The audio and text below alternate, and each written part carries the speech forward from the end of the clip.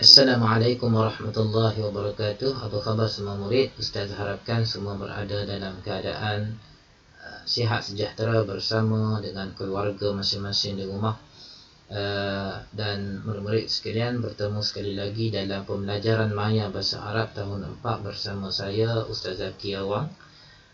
Murid-murid sekalian, kita masih lagi berada di tajuk yang kedua, Man fi al-madrasah, siapakah yang berada di sekolah. Baik, murid-murid sekalian, cuba perhatikan arahan yang diberikan di atas ini. Astami'u wa atakallamu summa aqra'u. Saya mendengar dan saya bercakap, kemudian saya membaca. Dalam arahan di atas ini ada 3 kemahiran yang perlu dikuasai oleh setiap murid. Yang pertama, kemahiran mendengar. Kedua, kemahiran bercakap. Ketiga, kemahiran membaca. Baik, murid-murid sekalian, saya akan membacakan ayat-ayat yang diberikan ini dan diminta kepada semua murid untuk mengikutinya, mengikut bacaan saya. Huwa arifun. Huwa arifun nasyitun. Hiya aminatul maktabati. Hiya aminatul maktabatil mujtahidatu. Baik, murid-murid sekalian, saya akan terangkan maksudnya. Huwa arifun, dia pengawas sekolah.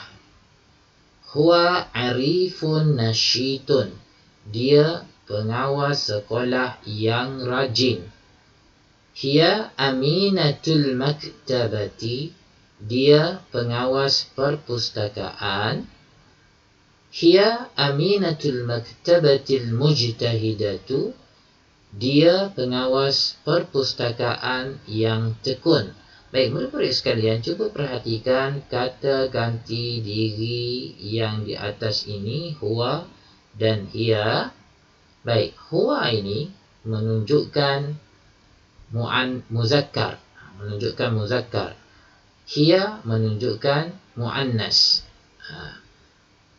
Kalau dalam bahasa Melayu maksudnya sama, dia, huwa pun dia, hiya pun dia. Jadi dalam sebutan bahasa Arab ia berbeza. Baik, murid-murid sekalian,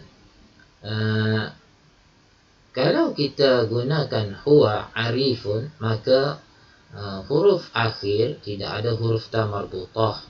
Huwa arifun nasyitun, semuanya tidak ada huruf ta marbutah di akhir kalimah. Baik, berbeza pula dengan kata ganti diri hiya. Baik, hiya apabila ada kata ganti diri hiya, iaitu menunjukkan yang muannas, yang perempuan, maka kalimah selepas dia huruf akhir mesti berakhir dengan huruf ta marbutah. Aminatu. Sama juga dengan al-mujtahidatu, ada huruf ta marbutah. Baik, murid-murid sekalian, di slide yang seterusnya, cuba baca arahan di atas ini. Aqra'u wa ukawwinu. Saya membaca dan saya membuat ataupun saya menjadikan kalimah ini ayat. Harisun ra'isatu al-fasli.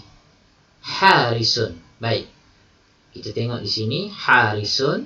Baik, kita nak letak kata ganti diri huwa ke hiya.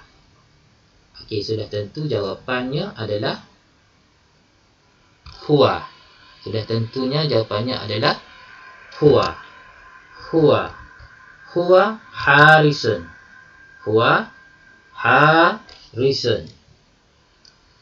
Ayat di bawah. Huwa harisun nasyitun. Nasyitun ke nasyitatun? Okey, sudah tentu jawapannya adalah nasyitun. Nasyitun. Jadi letak baris. Nasyitun. Okey. Nasyitun. Baik. Ayat yang ke bawah ini, ra'isatu al-fasli.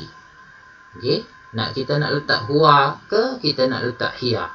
Sudah tentu jawapannya adalah hiya. Kenapa kita kena letak hiya? Kerana kalimah ra'isatu ada huruf ta marbutah, maka kata ganti diri menunjukkan muannas yang perempuan, maka kita kena letak hiya ra'isatu al-fasli. Okey. Baik, di ayat yang di bawah kita nak letak apa? Hiya juga. Hiya ra'isatu al-fasli. Okey, kita ambil perkataan di atas tadi,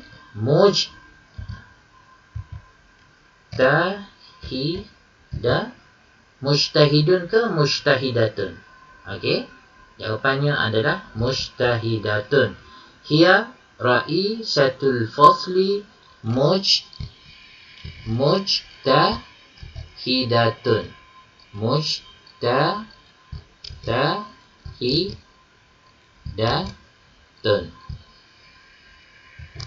Okey, kalimah mujtahidatun, ra'isatu, sebab kata ganti diri hiya.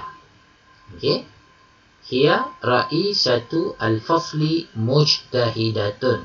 Maka apabila ada kata ganti diri bagi yang muannas ini hiya, maka kalimah selepas dia huruf akhirnya mesti diletakkan huruf ta marbutah. Sama juga dengan mujtahidatun, diletakkan huruf ta marbutah juga. Baik, murid yang dirahmati Allah Subhanahu wa taala, cuba tengok carta ini. Contoh kita nak buat ayat yang lain. Musa'idu al-mudiri. Okey, kita nak buat ayat. Huwa musa'idu al-mudiri. Huwa musa'idu al-mudiri al-jadidu. Okey. Apa maksud musa'idul mudir? Musa'idul mudir, guru penolong kanan lelaki. Huwa musa'idu al-mudir, dia guru penolong kanan. Huwa musa'idul mudiri al-jadidu, dia guru penolong kanan yang baharu. Okey. Cuba perhatikan, ada tak huruf ta marbutah di sini? Okey, tidak ada, semua tidak ada. Maka kata ganti diri yang sesuai baginya adalah huwa. Boleh faham? Saya harap semua dapat faham apa yang saya sampaikan. Mudah-mudahan ilmu yang saya sampaikan ini dapat difahami dengan lebih baik lagi. Setakat ini saja untuk saya terangkan mengenai tajuk Man fi al-madrasah pada muka surat 47 dan juga muka surat 48. Bertemu di lain ketika. Wassalamualaikum warahmatullahi wabarakatuh.